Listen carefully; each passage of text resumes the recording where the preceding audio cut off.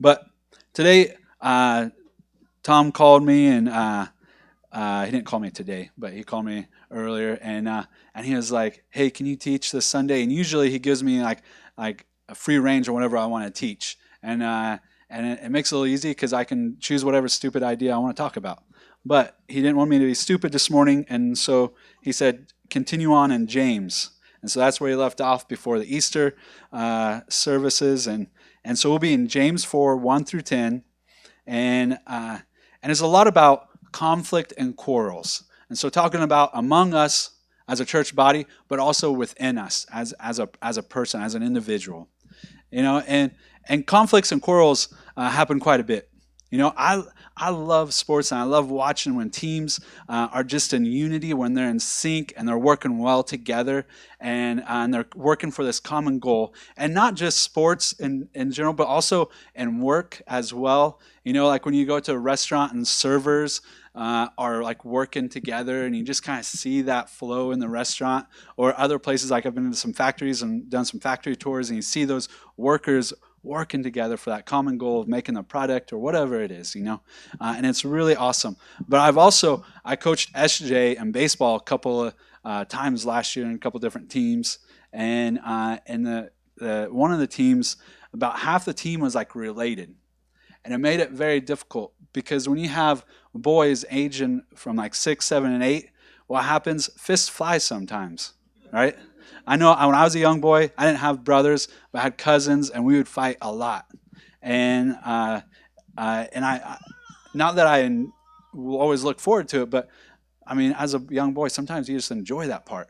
And so I get it, but when you're the coach and you're at first base, you're coaching first base because our team's up to bat, and you're telling them keep going to second or stop at first, and you look over at third base in the dugout over there, and you see a brother coming back and slugging the other brother. You're like, oh my gosh, what's going on?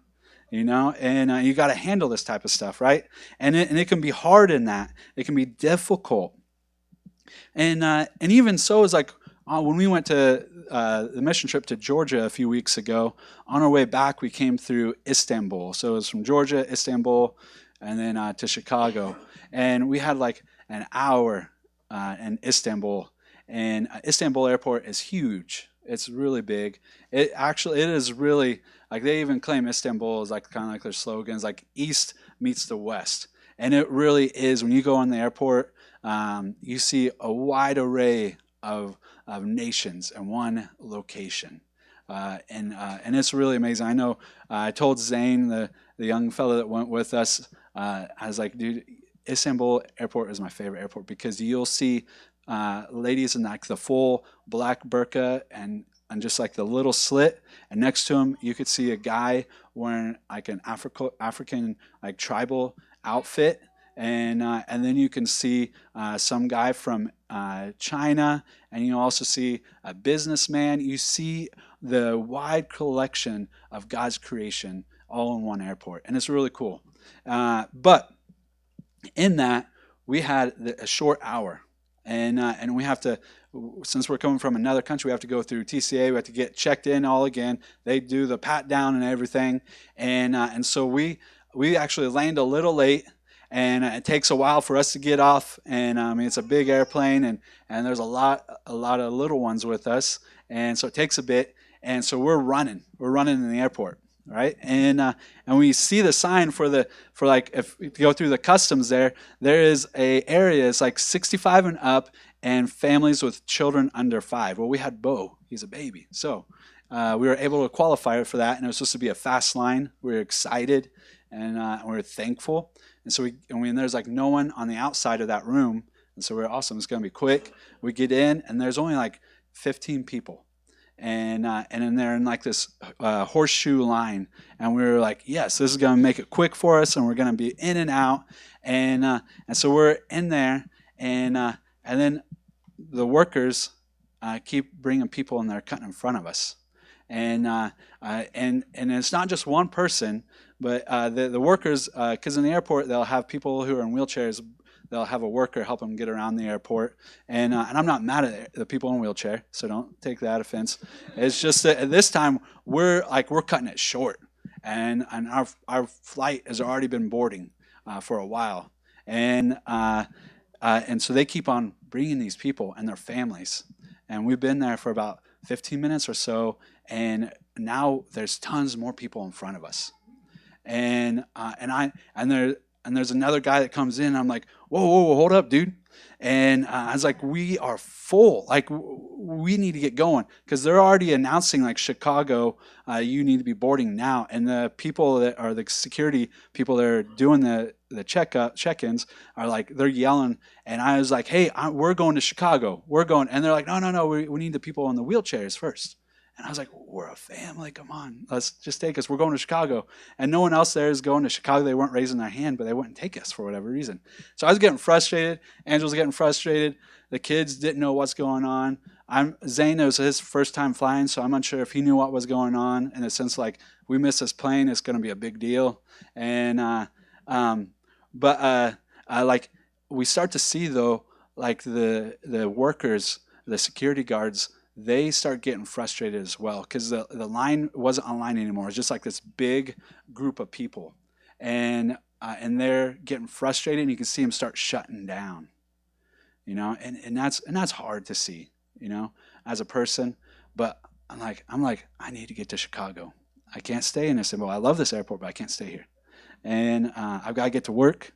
Brad's needing me at the crossing, but we're finally, like, God makes this way for us to get into because you got to empty all your pockets. I don't know if you've been on an airplane or not, but you got to take your belt off, your watch, your shoes. And when you have 3 little ones, it makes it a lot harder. And we're trying to rush this and trying to get all of our passports and our wallets in this apartment and know where they're at, because I don't want to lose my passport. I need that. I don't want to lose my wallet because I need that. And you really need your passport when you're driving or when you're flying on foreign land, all right? So make sure you keep an eye on that every time. But so we're unloading, we're finally up there, and then this guy has the audacity to try to come between Angela and I, reaching between us to make his own way and put his own, like, box to go through conveyor. And I look at him, and he's looking at me, and then Angela smacks his hand. It's true.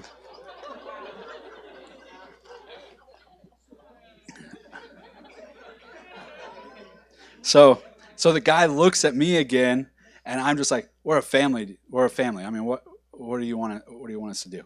And he just like he's just there and kind of frozen.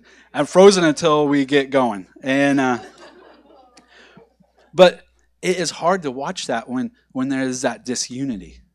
It's like you hurt for him.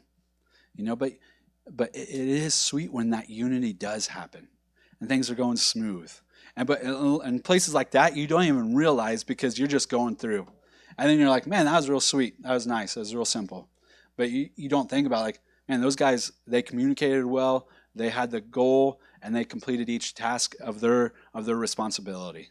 And it's nice when that happens, but that doesn't get acknowledged very much, right?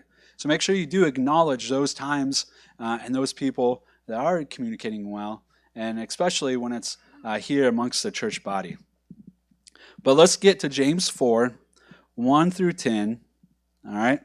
I'm going to read all those verses, and we'll come back, because it's really, as you guys know, like, James didn't just write this in chapters and verses. He wrote it as one entire letter. And so I'm just going to read this section all together so we have a good mind for it. What is the source of quarrels and conflicts among you? Is the source not your pleasure that wages war in your body's parts? You lust and do not have, so you commit murder, and you are envious and cannot obtain, so you fight and quarrel. You do not have because you do not ask. You ask and do not receive because you ask with the wrong motives, so that you may spend what you request on your pleasures. You adulteresses, do you not know that friendship with the world is hostility toward God? Therefore, whoever wants to be a friend of the world makes himself an enemy of God. Or do you think that the scriptures say to no purpose, he jealously desires the Spirit whom he has made to dwell in us, but he gives a greater grace. Therefore it says, God is opposed to the proud, but gives grace to the humble. Submit therefore to God. but resist the devil, and he will flee from you. Come close to God, and he will come close to you. Cleanse your hands, you sinners, and purify your hearts, you double-minded. Be miserable and mourn and weep. Let your laughter be turned into mourning, and your joy into gloom. Humble yourselves in the presence of the Lord, and he will exalt you. So back up to verse 1. All right, it says there, what is the source of quarrels and conflicts among you? Is the source not your pleasures that wage war in your body's parts? All right, so that word source, I kind of emphasized it for a purpose because it's actually two different Greek words, and it's just one English word, right? And so the first word is pothin, and it means origin. And then the second word is anteuthen. I'm not a Greek scholar. I just do Blue Letter Bible. You guys can do it too. I'm just good at moving a mouse around and knowing which words to type in. That's it. There's nothing special with this.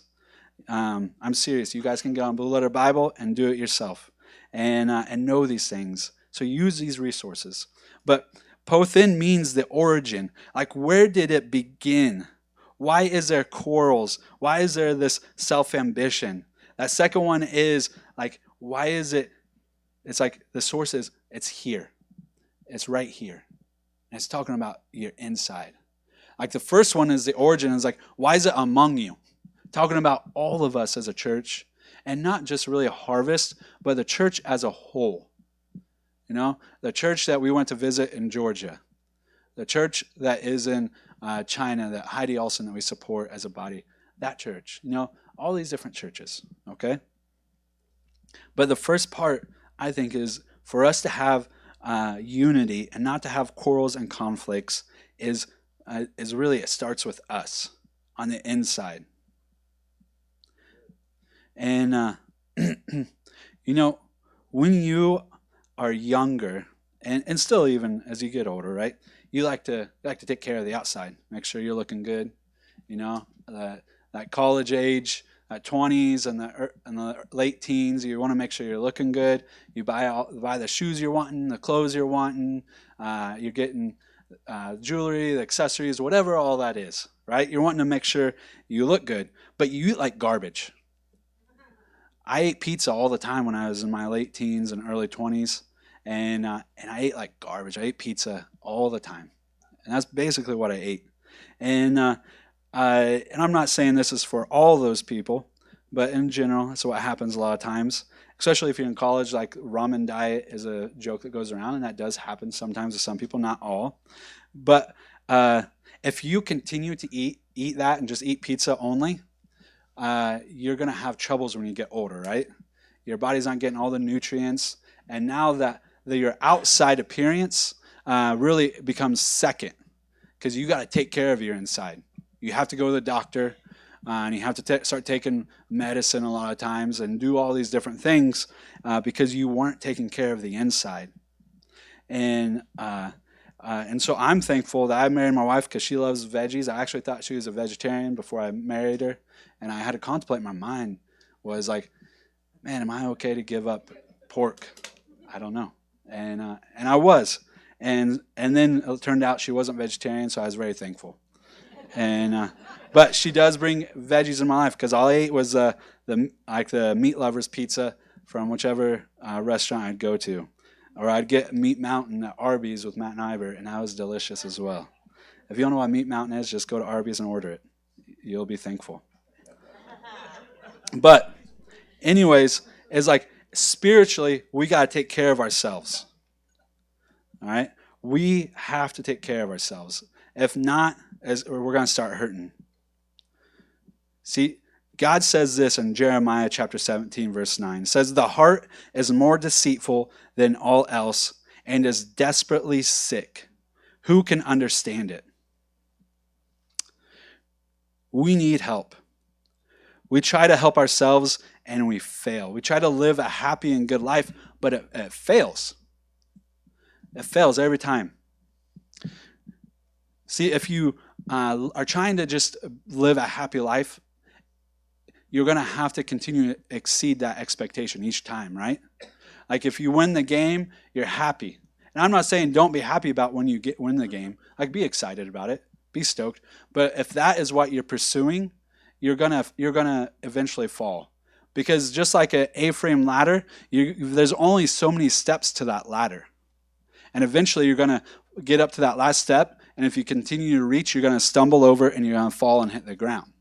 And that's the same with happiness, is that eventually you're going to reach this pinnacle of like the max happiness that you're going to get in this life. And you're going to like try to go for it again. And then you're going to desperately go over and you're going to be super depressed. And you're going to be running out of those steps and you'll hit rock bottom. There's a guy, his name's Joey Baran. He is an older gentleman now. But when he was younger, he was a surfer. He probably still surfs today, but he's in the Surf Hall of Fame. But when he was 24, he won the Pipe Masters, which is like the Super Bowl of surfing competition. We're not big on surfing here in Indiana because there's not much to surf, right? But I'm just letting you know that's what it is. And so he won that at 24, and it's down in Hawaii. And this is his quote. And because he just gets handed the trophy, he's on the podium, and this is a quote afterwards, but this is what happens to him. He says, "All of a sudden, it started pouring rain." He says, "Like within 5 minutes, it was heavy monsoonal type of rain. So everyone left, and literally within 15 minutes of being crowned the king of the surf world, I literally was standing on the beach in the pouring rain with my 3 surfboards by myself, and the thought was so clear and so profound in my mind. This is it. Like, this is my life. There's got to be more than this." You know, I mean, think about that. He's at the pinnacle of the surf world and 24 years old, and he's now realizing, like, man, this is it. This is what I've been doing I've been trying to obtain this goal, and I've got it, and it's not worth it. You know, one of my goals when I was younger was I was wanting to go to college, graduate in college, and I remember like a person I respected a lot went to college, graduated, was like, "Hey, college is the best time of your life. Live it up." You know, and I graduated high school in 2004, and so like in the late 90s and the early 2000s was like the pinnacle of those college raunchy movies. You guys know what I'm talking about. I'm not going to mention them because they're trash. But I watched all of them because that's what the life I was living. But that was like in my mind, I was like, man, that's college. That's sweet. I want to do all those things. And because all those people look happy, I want to do that. And so coupled with that, and then that quote that person said that I respected, I went to college, started doing all these things, and then it hit me, and I was like, this is it? This is the best part? I mean, in those movies, those people go through some storms and whatever happens, but they get out, and then at the end of the movie, everything's great. But I was like, this is it? There's got to be this. And I went into like a spiral of depression, and so I know I've shared this before, but I mean that's where I was at that time. You reach those pinnacles when you're just trying to pursue happiness. You're gonna reach, and then there's gonna be a time where it's gonna be like, this is it, and it's not gonna satisfy. It's never gonna satisfy. You know, you can keep on doing good and try and doing good. You know, we try to do good to try to make ourselves the best. But it doesn't matter. See, it doesn't matter how many times you purify some water, however many times you put it through the filter. If you have a cup with a little bit of poop in it, and you pour that purified water that's been purified 10 times or whatever, I'm still not going to drink that water. Right? And that's how our good deeds come to God. We're dirty vessels, and it doesn't matter how many good things we do, we can't filter ourselves. We need Him. We can't cleanse ourselves. We need someone better. We need someone better than us. We need someone that's not just better than us, but holier than us. And we need someone that's not just holier than us, but we need someone that is so holy that when he comes to deal with our poop and our mess, that he doesn't also get poopy and messy. That he continues to remain pure and holy. And the only person that can do that is Jesus. And we need to always go to him in that. Mark 2:17, Jesus said to them, "It is not those who are healthy who need a physician, but those who are sick. I did not come to call the righteous, but sinners." See, Jesus is a physician. We need him to give us a new heart. We don't need a pacemaker, and we're not needing a stent. We need a new heart, and he's the one that can do it. 2 Corinthians 5:17 says, "Therefore, if anyone is in Christ, this person is a new creation. The old things passed away. Behold, new things have come." You have to be in Christ. A lot of times we equate, use an analogy that life is like a roller coaster, right? It goes up and down, and it has the turns, and we twirl around. Sometimes you go upside down, and I enjoy roller coasters a lot. But imagine, though, you get in a roller coaster, and you only strap half of yourself in, right? And they launch off. What's going to happen with your body? It's going to go crazy. There's a chance on some of those roller coasters, maybe you die. I don't know.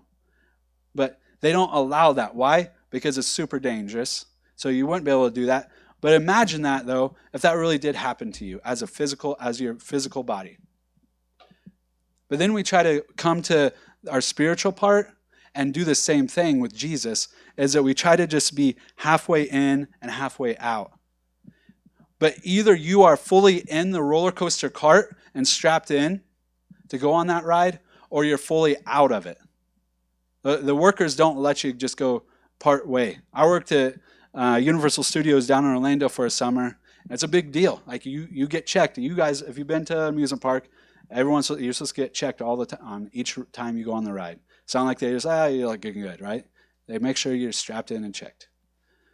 But with Jesus, you're either fully in with Jesus or you're fully in hell. Those are the options. You're either fully with Jesus or you're fully in hell. 2 Peter 3:9. The Lord is not slow about his promise, as some count slowness, but is patient toward you, not willing for any to perish, but for all to come to repentance. He loves you so much. Let him fully show that great love to you. He desires for you not to perish, but to come to know his salvation. So for quarrels not to break out, the first thing is we got to know Jesus. If you don't, I would suggest get to know him and let him love you. Let him show his great love to you. The second is we gotta make sure our heart is clean. Psalm 51:10 says, "Create in me a clean heart, O God, and renew a steadfast spirit."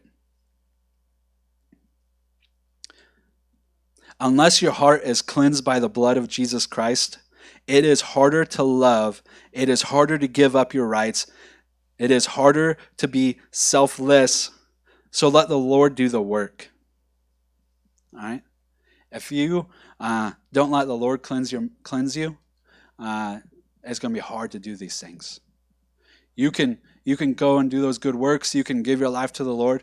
But once you give your life to the Lord, you still have to come to him and ask him to continue to clean you, to continue to fill you up with himself. You've got to. If not, it's going to be difficult. And those quarrels, those conflicts, they're going to rise. Another thing is you got to take care of your mind. Romans 12:2. And do not be conformed to this world, but be transformed by the renewing of your mind, so that you may prove what the will of God is, that which is good and acceptable and perfect.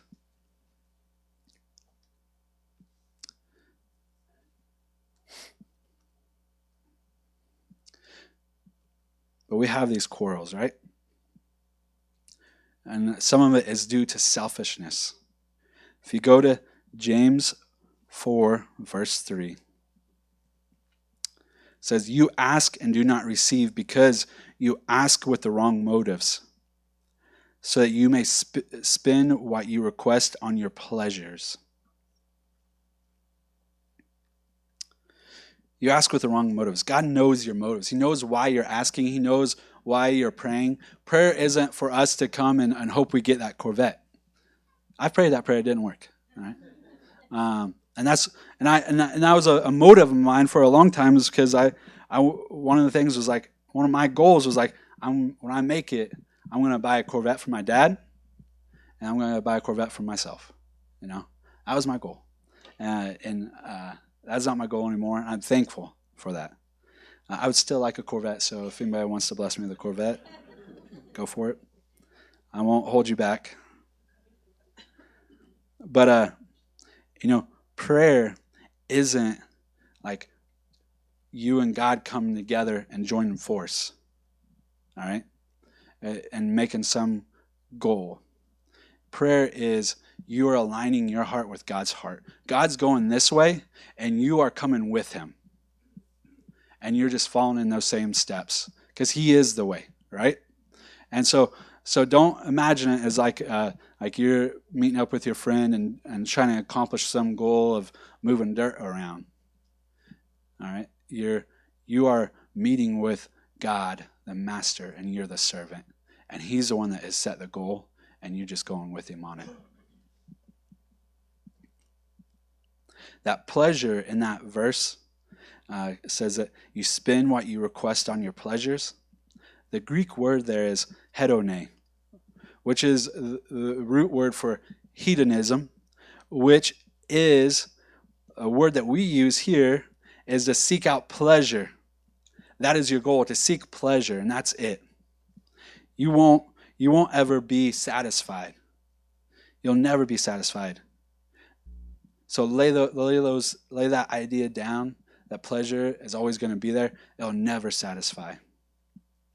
1 John 3:21 and 22 says, "Beloved, if our heart does not condemn us, we have confidence before God. And whatever we ask, we receive from him, because we keep his commandments and do the things that are pleasing in his sight." 1 John 5:14 and 15 says, "This is the confidence which we have before him, that if we ask anything according to his will, he hears us. And if we know that he hears us in whatever we ask, we know that we have the request which we have asked from him." All right, so his will, right? And we're coming, and our will becomes his will. That's prayer. So we're trying to get aligned with him. I encourage you to seek him on the daily. We even have prayer as a whole body, even with Calvary State Street, on Tuesdays at 7, as that handsome fellow announced during announcements. And it's at 7, Calvary Chapel State Street, okay? But enjoy that time. But Jesus, he counted you worthy. He counted the cost of going to the cross and said that we are worthy to die for. Jesus died for you, and that is how valuable you are to him. Let him love you. Quit fighting him. Just so you know, like with the pleasures and the happiness, there's nothing wrong with being happy. There's nothing wrong to have some pleasures. But when you seek that, when you pursue that as your goal, that's where the issue comes in. It even mentions it in there as like you do so. In verse 2, you lust and do not have, so you commit murder, and you are envious and cannot obtain, so you fight and quarrel. All right? Like murder is a big deal. And so be careful on what you're going out and doing. Verse 4 of James 4. You adulteresses, do you not know that friendship with the world is hostility toward God? Therefore, whoever wants to be a friend of the world makes himself an enemy of God. All right? So it's just like that roller coaster analogy. It's like you're either with God or you're not. You're choosing enmity with God. It's your choice. We have my family. If you don't know, we have 3 kids. My wife and I do. SJ is 7, Liesel 6, and we have Bo Lawrence, who is 14 months, and he is a wild, you know. But we have expectations, you know. We pull up someone's house and we're like, hey, what do we expect, you know? What do the Gills do? And they know the consequences. And it's going to the bathroom and getting a spanking if they get to a certain point.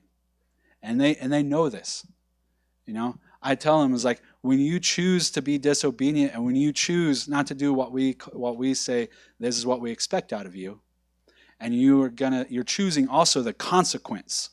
You know the consequence. You know, and that's the same with even my students at the crossing. I'm like, hey, when you choose to come in and not do any work, you're also choosing the consequence of getting an F essentially at the end of the semester. You know, you're choosing that. That's your choice.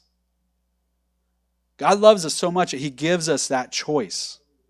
You know, and but when we choose that, we're also choosing the consequence. You know, when we choose not to get in that roller coaster cart with Jesus, then we're choosing hell. Just so you know.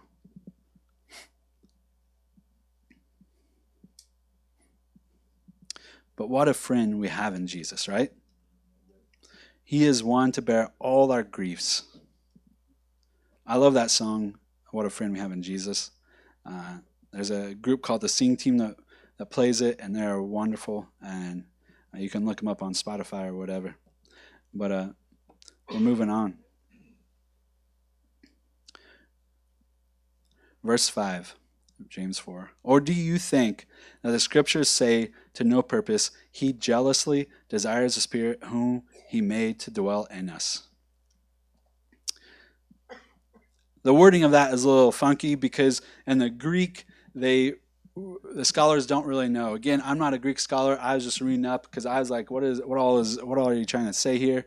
And they're saying it's hard to translate it in the Greek. The Greek, I don't know if you know much about the Greek. A little bit I know is that it's a lot more advanced than the English language, and we probably should be speaking it instead of English, because the English, there are so many words that sound the same and they mean different things, right? And we homeschool and we teach our kids, and I'm like, man, this is hard. Like, I didn't realize how hard English was until you're trying to teach a 7-year-old how to read, and there's like 3 words that all sound the same but all mean something different, right? And so it's difficult. But Greek, it's so far more advanced than ours. But in it is like God is jealous for you. Exodus 34:14 says, "For thou shalt worship no other God, for the Lord, whose name is jealous, is a jealous God." A guy named William Barclay says, "The idea is that God loves men with such a passion that He cannot bear any other love within the hearts of men." He loves you so much. Let Him love you. But you got to choose that. You have to choose it. Verse 6, "But He gives a greater grace. Therefore it says, God is opposed to the proud, but gives grace to the humble." Grace upon grace upon grace upon grace, John writes. And He gives it to those who are humble. Know that in your life. Like, He is willing to show you grace. No matter what you've done in your life, no matter what you're going to do, He shows us grace. Verse 7, "Submit therefore to God, but resist the devil, and he will flee from you." All right? Submit to God. That's the first thing. It's hard to do, but you need to. And the other is resist the devil, and he'll flee. It's a mind game with him. All right? You know, yesterday I borrowed a dump truck, a pretty big dump truck, because I'm needing dirt in my backyard, because when we bought the house, there was this pool, and it was just trash, and I took it out, and now I got a hole in my backyard.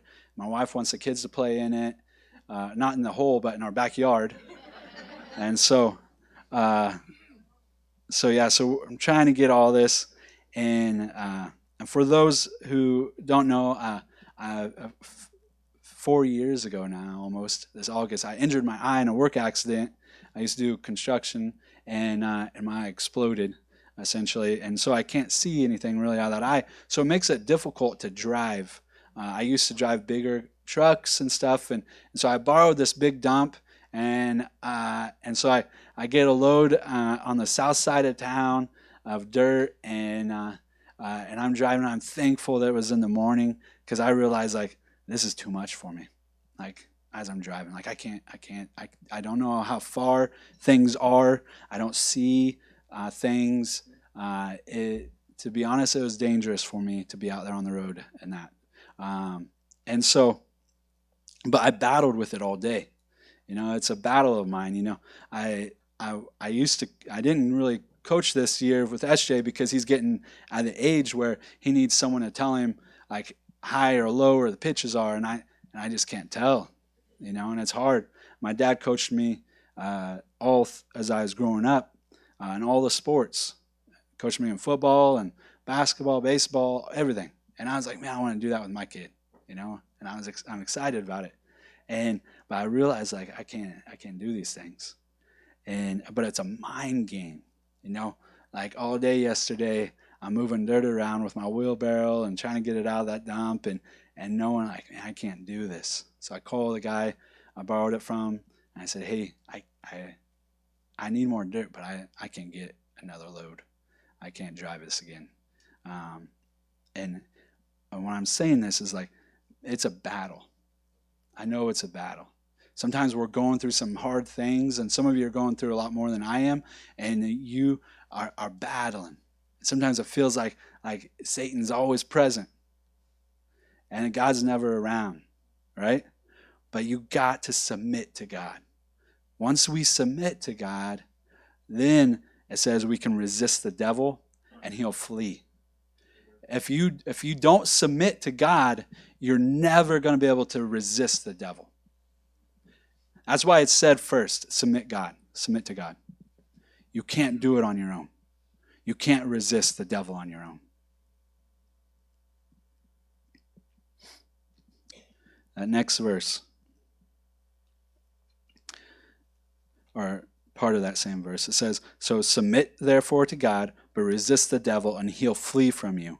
All right? Come close to God and he'll come close to you.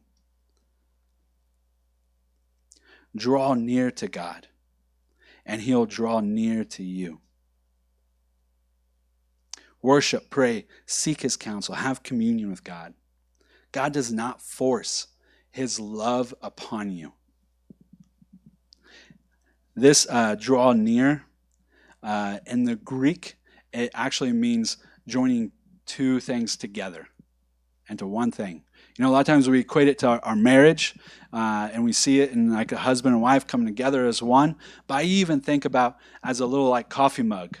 You got the potter who spins the mug part that holds the drink on the wheel, right? And it's really sweet to watch. And those guys are and ladies are just clever in how they move it, and it takes all the shapes. And then they have to create the handle, right? You can't create the handle on the wheel. You got to do that separate. And then they attach it. But it doesn't get fully attached until it gets baked, right? And that's the same here. As like a lot of times we've got to go through these difficult times before we get really attached to God. And that's what helps us to draw near to God. But draw near to him. As you draw near to him, he draws near to you.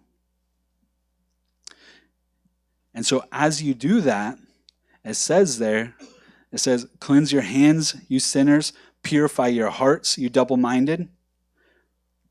Be miserable and mourn and weep. This is verse 9. Let your laughter be turned into mourning and your joy into gloom. That doesn't sound great, right? Like, I want to be able to laugh. I don't want to be mourning all the time. I want to enjoy life. I don't want to be mourning and weeping. But this is the thing, is that when you fully come to know Jesus, and even after you've known him for a long time, you start to realize like man, I'm a filthy sinner and I need you more and more. You will weep over your sin. You will mourn over your sin. And so that's what it's saying here, is like when you come and you are draw close to him and you become together and become one, that you will start to mourn some of that stuff. And you will want to cleanse your hands. You will want to purify your hearts. Verse 10.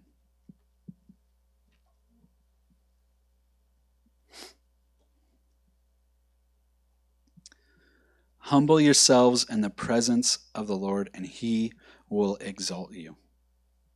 Humble yourselves in the presence of the Lord, and he will exalt you. It's like a verse that we always need to hear, all right? Flip to Luke 14, if you can.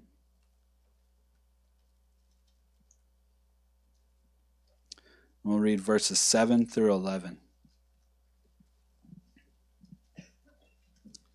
Luke 14,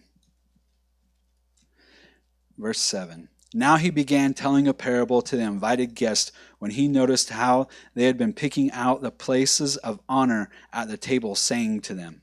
All right, so a little heads up here is like, back then, from my knowledge of some of the history stuff that I've read, is like a lot of times they would sit in like these U-shaped tables and be on the ground, and so the place of honor, like those people would actually kind of be like almost laying down, relaxing, and so that place of honor, if you sat there and you're asked to move, you have to like seriously get up from like a laying down stance almost to stand all the way up, and everyone else is sitting on the ground, and you have to walk around to that like the last place, what Jesus is getting ready to say here. And it's not like how we sit, where like some people can sit in a chair and then they just get up and they kind of scoot down a little bit and no one even notices, you don't get embarrassed. But in this is like you get embarrassed. You're getting standing up, everyone's head's at your knee, and they're like, oh, look at Syerus. He thought too much of himself again. And so verse 8. Whenever you are invited by someone to a wedding feast, do not take the place of honor, for someone more distinguished than you may have been invited by him, and the one who invited you, both will come and say to you, give your place to this person, and then in disgrace you will proceed to occupy the last place. But whenever you are invited, go and take the last place, so that when the one who has invited you comes, he will say to you, friend, move up higher. Then you will have honor in the sight of all who are dining at the table with you. For everyone who exalts himself will be humbled, and the one who humbles himself will be exalted. You know, Angela and I, it was like I think she calls it like a baby moon. We went out the night before Bo was born to a nice restaurant here in town, and it was our first time eating there for supper. And it's a really good restaurant. I like it a lot. But our waiter was like pretty rude to us, you know. And like I asked like for some sparkling water, and he said, "Oh, we're out." And like 15 minutes later, the table next to us gets it from that guy, and I'm just like, "What?" Like I'm a little frustrated, you know. And I'm just like, man, like, and I noticed like, man, like. He's giving everyone rolls. Like, I haven't got a single roll. What's going on? And he was just kind of rude to us the whole time, and treated this one couple that you could tell like had some wealth or appeared to have some wealth, and he like took she had this big fur coat and put it on her, and like took time and talked to her for like 5 to 10 minutes, and I was just like, man, what are you like? I'm just wanting my food, man. Let's just get going. But eventually, a guy, another guy, actually pays for our meal. Like we didn't know it. We didn't even know he was there. He was a friend of ours, and he pays for our meal, and the waiter is now humbled. You know, like he's like, hey, so and so has paid for your meal. And like he kind of was like, I don't know what to do about this. Now I feel like a jerk. I was like, you are a jerk. But I don't know what he was thinking. But anyways, it's like it happens, right? And sometimes we do try to exalt ourselves, but humbly come back to the Lord, right? Like I exalt myself sometimes, and it's like it's hard to take that and like bite the bullet, right? And humble yourself and be like, hey, I've done wrong here. I'm sorry. Um, 1 Peter 5. Let's flip there.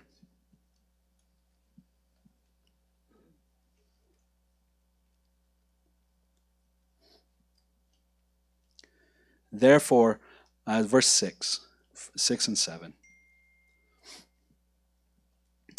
Therefore, humble yourselves under the mighty hand of God, so that he may exalt you at the proper time, having cast all your anxiety on him, because he cares about you. All right? I'm reading this because there's the part where it's like, humble yourself, right? That's what we've been talking about, under the mighty hand of God. But there's also this second part here, verse 7 is having cast all your anxiety on him. We've been back from Georgia for about 3 weeks now, and I've prayed with some people here, and I've gotten some phone calls of people from here and other places, and it seems like there's a lot of people dealing with anxiety right now. And I don't know if any of you are currently in here right now dealing with anxiety, but he says there, having cast all your anxiety on him because he cares about you. Know that. Know that. Like you don't have to keep running and trying to figure things out and doing all these things and worrying and hustling and all this. You can cast your anxieties on him because he cares for you. All right? He showed it one way was because he died on the cross for you. All right?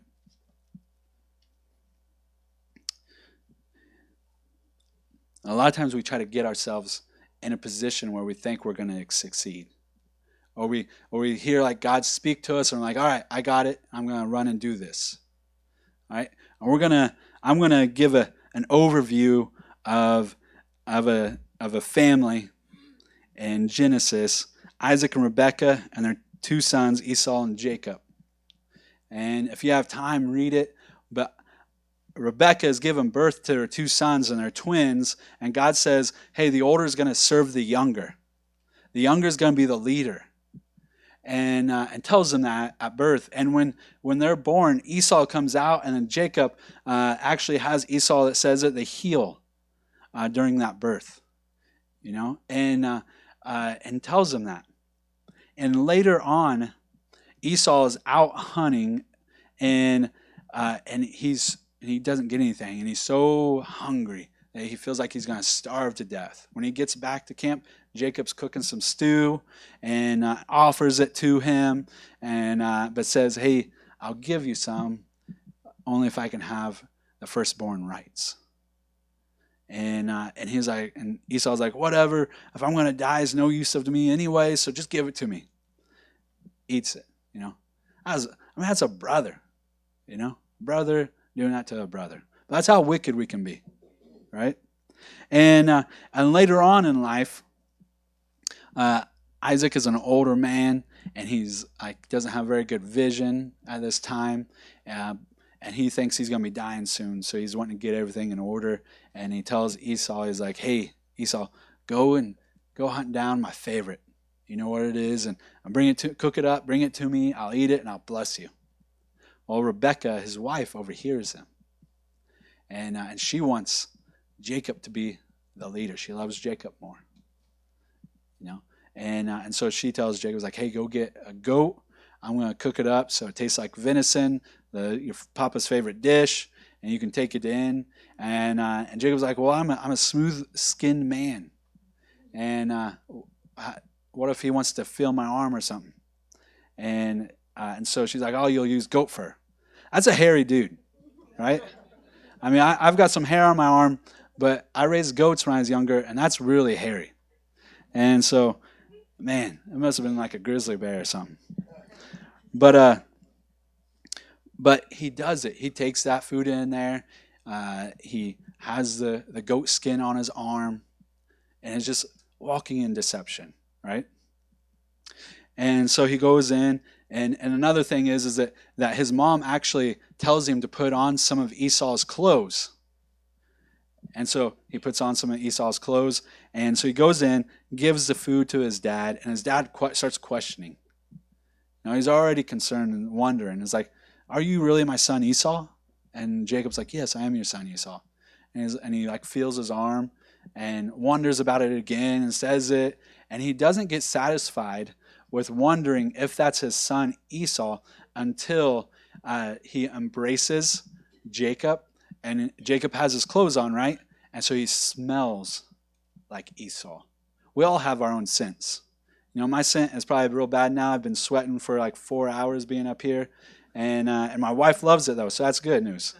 And um, but we all have our scents, and that was his scent. It was probably a woodsy scent or whatever. He was a hunter, right? And so he had that scent, and that's when he was like, "All right, you are my son Esau."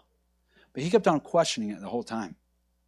But this is the thing about him, is that he wasn't walking in God's will already. He knew that God said that Jacob was going to be the leader and that he was going to be the one that was going to be blessed, that he was going to receive the blessing. And Isaac chose to be disobedient. And when we are walking in disobedience, it's always going to be hard to make right choices. And so he kept on questioning him, who he didn't know for sure if it was Jacob or whoever, or Esau.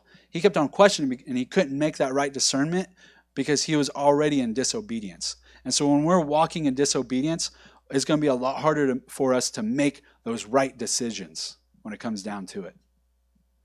And so he was already in disobedience. Jacob, obvious, he was in disobedience, walking in deception, trying to deceive his own dad and receive this blessing. And he gets the blessing. God blesses him. And Jacob, or Isaac tells Jacob specifically, he's like, "And all your brothers will serve you."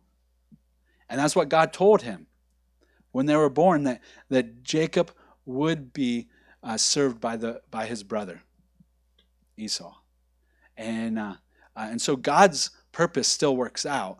It just doesn't work out in a way that honors his name in a way that it could, because we like to try to get our own way. We like to try to we might hear from God, but then we like to try to make our own steps there. And that's not what God's about. And so that brings some anxiety onto us. That'll bring those quarrels and conflicts amongst us. We've got to be aligned with him. He might tell you something, but it might not happen for many years later. Even after this, Rebecca, we see her because she helped produce this story of making the food and getting the goat skin and everything, changing the clothes, and she, after this happens, Esau returns, and he cooks it up, and he wants that blessing, and Isaac's like, "Hey, your brother Jacob has deceived me once again, and I've already blessed him." And Esau says, "You can't you just bless me too." And he's like, "I've already blessed him. There's nothing else that can happen. It's already happened." And Esau, he gets mad to the point where he wants to murder his brother. And so in that, Jacob goes and visits his grandparents for over 20 years. But when his mom sends him, because she's thinking it'll just be a few years or a few days, Esau will calm down, you can come back, and it doesn't work out like that. She actually doesn't get to see her son again. She passes away before he returns home. And that's sad. I would be upset to not see my son for over 20 years and pass away. That'd be heartbreaking, But you've got to trust in him. See, they messed it up. We like to mess things up. There was the promise that was going to happen, but we like to try to make our own way. Joel, you want to come on up? And so humble yourselves, right? Humble yourselves in the presence of the Lord. Let him do the work. Cast your anxieties upon him, for he loves you. If you guys want to go ahead and stand up, you can stand up.